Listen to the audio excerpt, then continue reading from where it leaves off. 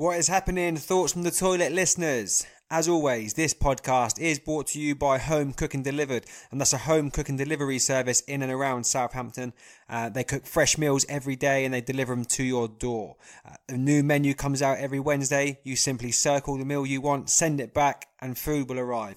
You can find them by searching Facebook on Home Cook and Delivered or by going to their website www.homecookanddelivered.net. What's going on, guys? I am fresh out of Starbucks and right now I am up to my nuts in caffeine.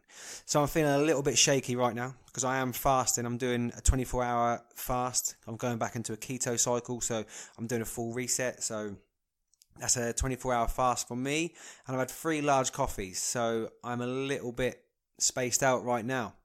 But I met my friend Craig at Starbucks. We like to sit and just talk and watch the world go by and plan big things. And Craig's just starting out on a new journey, and that's personal training. He's balls deep into his fitness and personal training. He's in great shape, so he's starting that soon. So he's going to be a personal trainer and physical therapy, I believe. So like massage and things like that. So that's great on him, and I'll be tapping him up for some relief. #NoHomo. And he's super excited about starting that, and he would like to come on the podcast one time and discuss his journey so far with his personal training and fitness and just life in general. He wants to come and chat about some things. So hopefully, once Craig's a bit quieter with his schedule, because obviously he's starting this new course, he's super busy, brushing up on his education and stuff. So once he's a bit more settled, he'll be on to tell us about his journey. Had Kyle and his wife and kids came over Friday night for pizzas, and Kyle is the guy I was talking about in episode 8, who is hopefully going to be the new casual co-host. Obviously in episode 8 I talk about him being in the army, and it's difficult for him to commit to anything this side of the fence, so as and when we can, we're going to work it in, and he's going to come on and co-host with me, so that'll be good because he's a funny guy. My best friend, go to the end of the air for that guy, and he's hilarious. So I'm excited for you guys to get to know him. Had my dad's birthday. Celebrated Papa Eldridge's birthday. I believe he's turned 57. Don't hold me to that because I am awful with ages. But I'm pretty sure he's turned 57. So happy birthday, Papa Eldridge. And we had, in true typical Eldridge fashion, we had a barbecue in the rain. His birthday's the 12th of August, so it's a fairly safe bet for weather usually in the UK.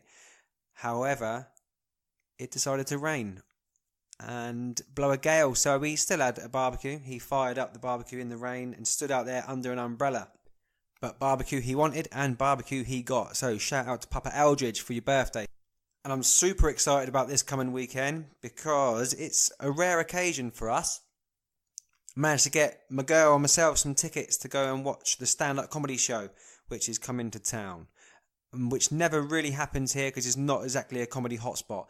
So I'm pumped to go and watch some stand-up comedy, check out some new talent, hopefully pull some inspiration so I can maybe start to write my own comedy. And that's one of my goals for this year, is to tick off a stand-up comedy, maybe like an open mic set or something like that. But one of the goals is to get up on the stage and attempt to make people laugh. And so I think setting goals is a real healthy thing to do. You know, like setting yourself a challenge or setting yourself a milestone to achieve, just something to focus on and work towards. Because I believe that makes you a better person if you're able to keep your mind in check. Because it is so easy to just get fucking caught up in this life. Tick over day to day, not push yourself, not make yourself better, not challenge yourself, and you just become a tiny cog in a massive system. So shout out to yourself if you've got yourself some challenges and some milestones ahead of you. Go out there, smash them, and live up to it. I've been watching this new Netflix documentary that I've come across. Well, it's not new to Netflix, but it's new to me. And it's called Traffickers. What it's about is the international black market. So a young journalist girl travels the world, and she looks into things like selling body parts, delicacies, like illegal delicacies in certain countries, gold, diamonds, and she goes around and she meets different people. She meets some of the crooks, the sellers, the buyers, and it's so interesting. And off the back of this series, I've got a new favourite animal, one I did not know existed, and it's called a pangolin. I believe it's sort of native to China. I want to say China or Vietnam. Could be totally wrong, but it's definitely native to sort of Southeast Asia. And what it is like an armadillo, but cute. It's got a real cute face, and it's getting eaten. People are buying it for like $1,000 in restaurants, but it's illegal to eat because I believe they're endangered, and they're amazing things. And it's quite upsetting to see them being eaten, really. And there's one scenario where she poses as a pangolin buyer, and she goes to someone who's selling pangolins, and they turn up on a motorbike with a bag full of frozen pangolins, and it's quite upsetting to see because they're my favourite animal. So I'm now really, really into them pangolins, and it's not nice to see people eating them. But Traffickers it's a really good series, and it's a real eye-opener to see that it actually all happens in the world. And it has to be a real good series for me to get stuck into it, because I don't really watch much TV. If I do watch it, it is usually a documentary or a series or something, so it has to be real good to keep me interested, and it's really good, so I really recommend that. I can't put it off anymore. I need to talk about this weekend's combat sports. Okay, so Conor McGregor and Khabib Nurmagomedov has just been announced for UFC 229, which we knew was always going to happen off the back of UFC 223 in Brooklyn, when Conor McGregor picked up the metal trolley thing and threw it through the UFC fighters' bus, and a few people got injured in there. A few people got pulled from that particular fight card due to injuries from that scenario, and that all stemmed from Khabib Nurmagomedov and his team cornering Conor's teammate Artem Lobov out the back, and giving him the bully treatment, slapping him around a little bit, which probably isn't fair, but you don't know what's been said, what's going on. So as soon as Conor hears this, he gets on a jet and he flies out to New York from Dublin, and he causes fucking all merry hell. And then it goes through the court system as normal, as it would if it was anybody, average Joe, who'd smashed up a bus. It goes through the court system, and I believe he got a $500 fine. Now, if it was anybody else, the outcome may have been different. So maybe that just shows his power. But now this has been released and the fight's been announced and the fight's been made, I can't help but sit back and think maybe it was all staged. Maybe it was all a bit of a setup, because the UFC seems to have taken a turn down like an amateur dramatic sort of route just recently, with Brock Lesnar getting in the cage and pushing DC after DC decapitated Stipe Miocic. So maybe it runs a bit deeper. Maybe it's a bit of a setup just to sell the fight, because it's no secret that the UFC is struggling. I wouldn't say struggling for pay-per-views or struggling for views. Struggling probably isn't the right word to be using, but I think it could be doing better. So I think maybe Dana's plan is to dramatise a few things so the fights sell a bit more. And the whole scenario with Conor throwing the trolley through the bus window, guess what? It's going to sell the fight. For sure, it's going to sell that fight. And it's going to be a fucking great fight. Hopefully it's a stacked card. All you can hope is the card is as good as the main event, because there's nothing worse when it's a great main event but the rest of the card is pretty shitty. So I'm hoping UFC 229 is going to be up there with one of the best cards we've ever seen. But the way I can see the Conor and Khabib fight going, I've for sure I think Conor will win. I think he'll get a first or second round stoppage. I'm fairly confident in saying that. However, as long as it stays stood up. Khabib on the floor is a different animal. It's an animal Conor wants no part of. That is a fight Conor does not want on the floor of that cage. So as long as it stays stood up, I believe Conor will come out on top. And you can mark my words, I think he will get a first or second round stoppage. However, if it goes to the octagon floor, like I said, it could be a different animal. It's a different fight altogether. And GSP, George St. Pierre, has come out of the woodwork and he has said he wants to fight the winner of Khabib and Conor. He wants to come down to lightweight and he wants a shot at the lightweight title. But from what I read earlier, Dana has stamped that out before it's even got off the ground, which would be a fucking super fight. If you want to make pay-per-view, if you want to make gate, that's the way to do it. Give GSP the winner. And then GSP can retire. I think he will retire. I think he's only got a couple more fights left in him anyway. So if he comes down to lightweight, he'll probably starch both of them, to be honest. But it's a fight I want to see. That's a fight I'd be paying for pay-per-view. Is GSP versus the winner of Conor or Khabib. That is a fucking super fight. And you can't overlook GSP. He had like a 2-year layoff, come back and knocks out Michael Bisping for the middleweight title, sorry. So, you can't overlook him. Definitely not. So I think he should be considered for it. Definitely. Because, who else are you going to give a lightweight title shot to? Because you're not giving it to Eddie Alvarez because he's on a losing streak. I hate to say it. He's on a losing streak at the moment. Tony Ferguson, sure. Kevin Lee. But I think if anybody in that roster, in the lightweight rankings, I think it's Dustin Poirier who would probably deserve the title shot next. Because he is, I'm pretty sure since he lost to Conor, I'm pretty sure he hasn't lost a fight. So he's definitely a contender for that strap. But I'd love to see GSP come down and go to work in that division. One thing which I have been thinking about lately, actually, since it's been announced, is obviously the welterweight title shot Darren Till has got. And don't get me wrong, Darren Till deserves that title shot. He's put in work in that division, and he's picked apart some big names, and he deserves to be in the rankings. But you can't overlook the fact there's one big elephant in the room which has to be addressed, I think, when it comes to this particular fight against Woodley. And that is the fact that against Wonderboy, Darren Till missed weight.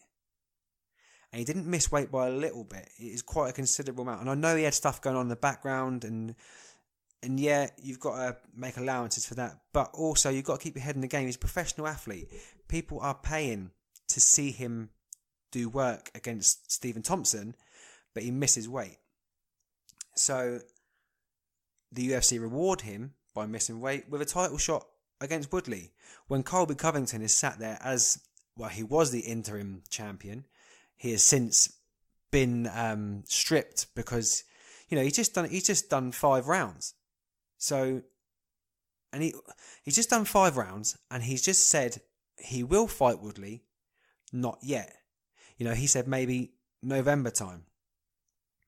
I believe he's having sinus surgery, so he wants to fully recover from his sinus surgery before he gets in the octagon again. And yeah, I understand that. Grant him that. He's the interim champion. He should, theoretically, he's next in line. He is next in line. He's the interim champion. Which is why I don't think this interim championship shit is going to work, because it means nothing. And they've just proved that by stripping him, because he said he will fight Woodley, just not yet.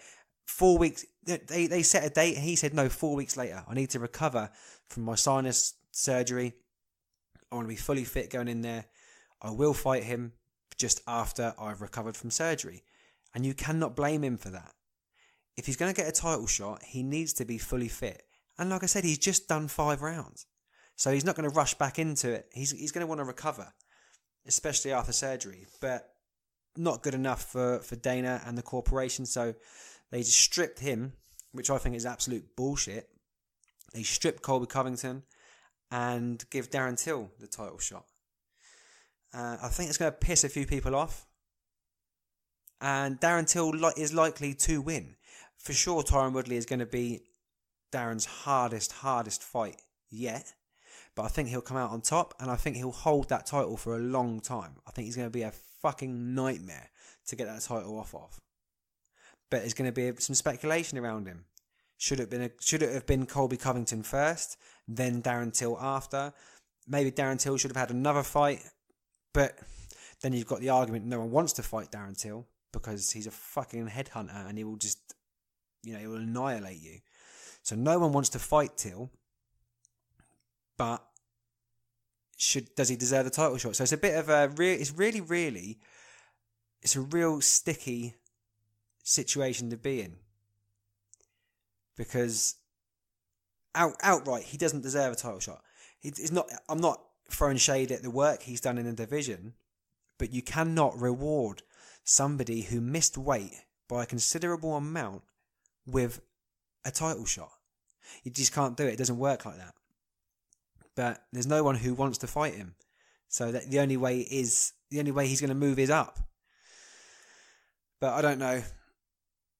But if I know for damn sure, if I was Colby Covington, I would be pissed because he deserves that title shot as much as the next man. But hey, Bellator the weekend was good. There's obviously no UFC this weekend, but Bellator 204, I believe, that was a real fucking good. I didn't see the prelims. I saw the main card, and it was a fucking great card. There's some real good talent in that roster. Some real fucking talent in that roster. We had Darian Caldwell. He came up a weight from bantamweight to featherweight to fight Noad Lahart, and he fucking starched him by knockout. He knocked him out in the second round. Absolutely phenomenal. Like, he's such an athlete. Darian Caldwell is such an athlete. So I would not be surprised if in the next year we see him inside the UFC's octagon, but it's whether they want to. I believe Bellator pay better. Not that they pay better, but they're not subjected to the shitty Reebok deal that the UFC struck up, which is fucking awful, by the way. So maybe we'll see him in the UFC. Maybe he wants to stay put at Bellator. Who knows? Ricky Bandejas knocked out James Gallagher, which was a shock because I believe James Gallagher is a teammate of Conor McGregor. And he fights very Conor McGregor-esque. He's very difficult, sort of wide karate stance, and I believe he's undefeated up until this point. But, Ricky Bandejas went in there and made work. And it was his Bellator debut as well, Ricky Bandejas. So that was I think, probably the upset of the night because he's probably a big underdog, Ricky Bandejas. But he went in there and he made work and he knocked James Gallagher out, which, like I said, was a shock because you don't expect somebody to come in from outside on their debut and obviously as the underdog and knock out the favourite. But that's MMA, and that's why it's so unpredictable. That's why we love it. And Logan Storley. Jesus, what a fucking animal. He stopped AJ Matthews in the second round with punches, and on that night, I shouldn't say this, but I will, AJ Matthews had no place sharing that cage with Logan Storley. I shouldn't say that because I know a lot of hard work and dedication goes in to making these fights, goes into the fighters put a lot of effort in, and they go through hell. But he had no business being in there with Logan Storley on that night. Logan Storley, the way he level changes, I believe he's a 2-time All-American Division 1 wrestling champion. Maybe wrong, may have got that totally wrong, but I'm sure he is. His level changes and his wrestling is absolutely phenomenal. And AJ Matthews just looked a little bit lost in there. He looked like he was throwing very wild punches, not very composed, and it gave Logan Storley the openings he was hoping for. As soon as AJ Matthews would throw a loose, wild punch, the level change would come from Storley and he would shoot in, and that was it. And as soon as AJ Matthews' back was on the mat, there was no getting up from it. Absolutely nothing he could do about it. He was pinned down and he was manhandled until Logan Storley threw a wild knee. I'll say it is wild. It wasn't really. It was just he didn't he was aiming for the shoulder. So AJ Matthews' back was on the mat, and Storley was in side control. And then he was working the knees into the rib cage of Matthews, and he's using his right knee because he was sort of on his left side as you look. So he's using his right knee to put some work into the rib cage, and he used his left knee to sort of hammer into the shoulder, but he obviously didn't realise his position and how far up his body he was, and it sort of just glanced off his head. And then AJ Matthews was sort of milking it, I'd say. It's easy for me to sit here and say he was milking it, but he took the whole 5-minute timeout, had the doctors in, checking him over, and at one point it looked like it was going to be over, because I believe it'd be scored as a no contest then, so no one wins, no one loses. Sometimes, you see fighters who get in there and they realise they're being a bit overwhelmed, and as soon as the opportunity comes up, they get themselves out of it. However, credit where credit's due, Matthews came back into the fight, and he came out swinging, which was good to see, because it would have been awful for Chase Storley to take a no contest of something which was genuinely innocent. But AJ Matthews done the right thing on the night, and he came back out fighting. But straight away again, same but different. Logan Storley would shoot him, he would take him down, and that was all she wrote in the end. It was just a different animal. And like I say, I don't really think AJ Matthews knew what he was in for. And I don't think the level is the same. I think Storley is a different animal. And AJ Matthews had no business being in there against him, to be honest. But that's just my opinion. I may be totally wrong, but that's just the way I feel about it. Big news. Big news coming out of the UK.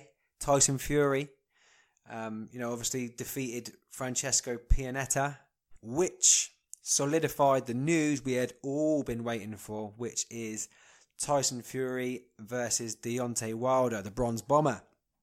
And that's looking to take place around November or December time. And that's the news everyone has been waiting for. Every boxing fan has been waiting for that to come up. Because we all wanted to see AJ versus Wilder, but that never come off for whatever reason. # not throwing shade at Eddie Hearn. But there's a few things that came out of that camp where they didn't want the Wilder fight. So Tyson Fury stepped up, and his first fight, his comeback fight, was a bit of a... It wasn't the usual Fury we all know and love, but the Fury we saw against Pianetta was the Fury we've all grown to love. And now, he deserves that title shot against Deontay Wilder. And what I love about Tyson Fury is he's willing to go where no man is willing to walk. He doesn't care, he's there for a fight, he's there to box, he's there to prove he's the best, and I believe he is the best in the division. I cannot wait for the day Anthony Joshua and Tyson Fury square off. It's going to happen, they both need to sort of make their mark a little bit more first. So, I think we're going to see, obviously, Tyson Fury versus Deontay Wilder, and then I think maybe we'll see Anthony Joshua versus Deontay Wilder after. But in the meantime, who's Tyson Fury fighting? Maybe Dillian Whyte, because not that Dillian Whyte has got anything to offer Fury, and it would, no disrespect to Dillian Whyte, but it would be a backstep for Fury if he goes in against Wilder and does work against Wilder and beats Wilder. Then there's no reason for him to go essentially backwards and fight Dillian Whyte. The way to go is forward for Fury there, and the only way forward after Wilder is AJ, and that's simple. That's the only way forward for him, and that fight is going to be incredible. But who does AJ fight in the meantime? There's not really anyone left for him to fight other than Wilder or Fury.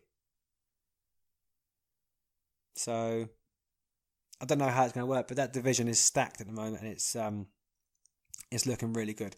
I'd like to see Joseph Parker fight the loser of Fury and Wilder. I think Joseph Parker deserves a fight like that, because he's coming his last 2 fights, 2 losses against AJ and Dillian Whyte. Okay, fair enough, but I think he is he's got what it takes. I think he's a very good fighter, very well composed, very humble, very tricky, very tough customer. So I think he does deserve. I'd like to see him fight the loser of Fury and Wilder. But what's going to happen with Fury and Wilder? Yeesh. Anyone's cool, really. They're both so tough to fight against. I mean, technically, you've got to give the edge to Tyson Fury, because technically Deontay Wilder is, dare I say it, he's technically awful. But he's got that big right hand. And if he can get that big right hand off, then it's a different ball game. But I think Tyson Fury will tip that scale just on technicals. Just on technical boxing, I think Tyson Fury will win against Deontay Wilder. And then I think in the new year, maybe around March time, we will see Anthony Joshua versus Tyson Fury. And then that will put an end to all the questions. It's going to test AJ, and it is going to test Tyson Fury. Who wins out of that? I do not know. I cannot call that. All I know is I want to see that. And that's a pay-per-view I am buying. You know, forget UFC 229 and all them pay-per-views. Give me that. Give me Fury versus AJ. And hopefully they do that in the UK, because that would be a sellout. That is absolute gate for wherever they do it. But it's going to have to be a big arena. So that's what I want to see coming up. But who knows? And obviously off the back of the weekend's boxing, Carl Frampton and Josh Warrington has been announced. Frank Warren was saying that fight is going to happen, not sure when. I believe Josh Warrington was saying he wants a couple more fights first. But that fight is looking like it's going to happen. So that's also another exciting fight. I'd love to see that on the undercard of Tyson Fury and Deontay Wilder. Whether Josh Warrington is ready and wants to take that fight. Whether it's a bit too soon. I don't know. But that's the sort of fight which is worthy of being on the undercard of Fury and Wilder. So we'll see what happens with that. But again, another really exciting matchup there. Boxing is real. It's really fucking getting there now. You know, boxing's always been fantastic, but I think the standard of boxing now is, I believe boxing is now taken over, like UFC, and not so much taken over MMA, because I think MMA is still on the rise, but I believe people were more inclined to tune into fights like Tyson Fury versus Deontay Wilder, for example, more so than some UFC cards. Which is good, because it's about time boxing gets the credit it deserves. And from here, it's only really going to get better for it, I believe, and I hope, especially in that heavyweight division, because it is stacked and there's nobody I can see. You know, it's such a competitive division, and the names at the top are all such big names. And you've even got Dylan White creeping up the outside, who's making a name for himself again. So we'll see what happens, but I'm super excited about boxing and what's going on there at the moment. Now, what's been going on the timeline? And if you follow me on Facebook, you might have noticed, you might not have noticed, that I haven't posted in the last few days, and that is because the Facebook police were player hating. The Facebook police shut me down and they stopped me. They banned me from posting, liking, sharing, adding anybody. They censored me. But I'm back now, and I can post, and I can like, and I can share, and I can do what I want. So, hashtag fuck Facebook. But one thing that did pop up on my timeline the other day, and I loved, was these two granddads called Pete and Baz. And I'm just speculating that they're granddads. I'm just saying they're granddads due to their age. But they're in their 70s, and they've just taken on rapping, UK grime, MC and stuff. And it's fucking hilarious, because what I find the funniest thing about it is they are probably better than most of the current people that are in this genre of music in the charts right now. You know, their delivery and their flow is absolutely second to none. They just released a new music video called Do One, and they're like old school London gangsters, You know, not to be messed with. Been around the block, 2 paper rounds when they were younger. No fucking around. And it's fucking phenomenal. I was going to play it and talk through it now. I'll play a little bit.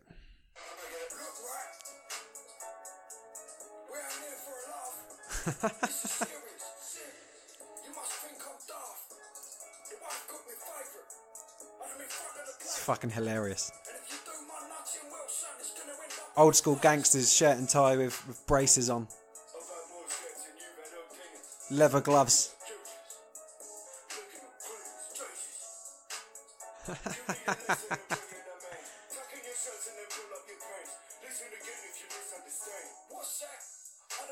Oh, they're fucking great. They're so on point with their lyrics and how they deliver the flow, and they're amazing.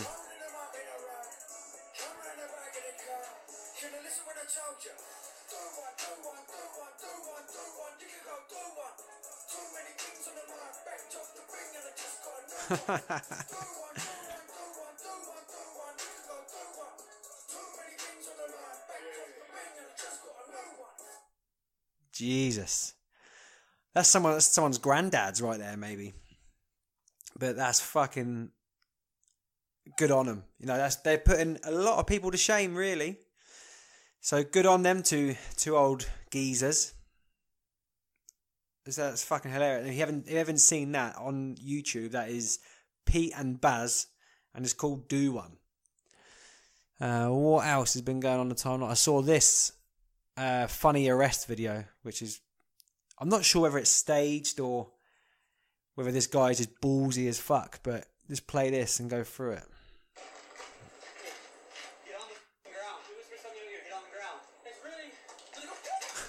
And this guy's just running away from the police while the police have got a taser pointed at him, and he's fast as fuck as well, and then police are not catching him. And in the end, the police just give up with running.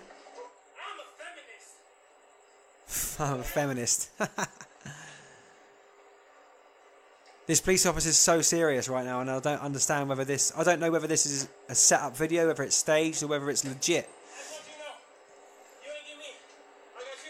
And this guy's surrendering now, and he's saying that you didn't get me, I got you.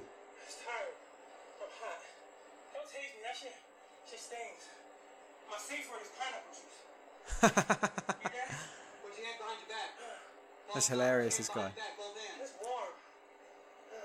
just like that. Cross your ankles. Ooh. Cross your ankles. You don't take pictures? Stay just like that. You understand me? Bring your ankles up to your butt. Swap man, what's my safe word? Bring your ankles up to your butt.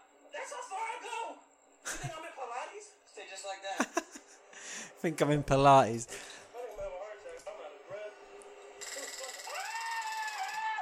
Oh, and that's called Funniest Arrest on YouTube if anyone wants to go and see that.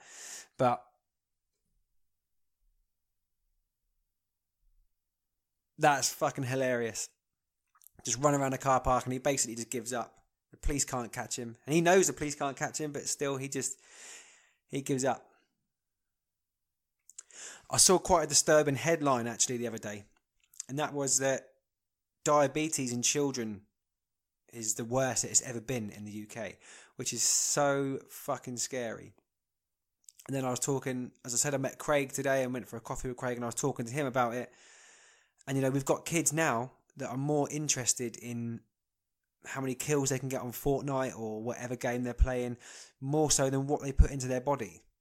You know, they're more concerned about their video games and gaming than their health and nutrition. And that is our future. That is so scary, because soon we're all going to be gone, and then these people are going to grow up, and they're going to be in charge of the world. And they've just made a skeleton. I don't know who or what has made this, but they've just made a skeleton. They've just made a robot which mirrors the human exactly. And, you know, that's quite scary, because it's getting to the point now where it's getting closer and closer and closer to us being not needed here anymore. And I believe the generation which are up and coming now, who are more interested in playing on their games, all they are doing is just deleting us as humans from the gene pool. So it's fucking scary. And of course, you know, Of course, child diabetes is on the rise. All the shit food they've got access to, and their sedentary lifestyle, all they do is sit and play games and eat shit. Of course, child diabetes is on the rise. What did you expect was going to happen? Why is it a shock to people that child diabetes is on the rise? Diabetes in the UK has more than doubled. The amount of people who get diabetes in the UK has more than doubled since 20 years ago.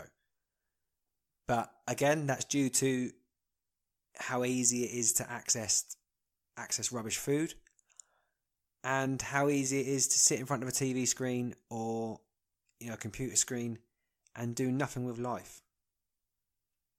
And it's a dangerous formula. And I'll tell you what else is a dangerous formula, and that is 24-hour fasting on a stomach full of coffee. I feel like I'm going to faint or throw up or get a goddamn stomach condition. So I'm about to wrap this up. I'm going to hydrate, flush my system through, try and survive a little bit longer. But yeah, very combat sport heavy podcast today, and I appreciate that. If you've got anything you would like to discuss or talk about, as always, get into my comments, get into the DMs, slide on into these DMs. And you can also slide into my motherfucking inbox at thoughtsfromthetoilet@outlook.com. So if you're still old school and you use email, or if you want to write in anonymously, slide in. And I'm happy to talk about anything you want to talk about. But for now, I'm going to have to love you and leave you all. I'm going to prep my dinner. I'm having ketogenic sesame chicken thighs, which I'm fucking pumped about because I'm starving hungry right now. But I'm going to have to love you and leave you all, and I'll be back at it again next week. So keep up to date with all my social medias, turn your notifications on to know when I post new content, and I will catch you on the flip side. I'm out.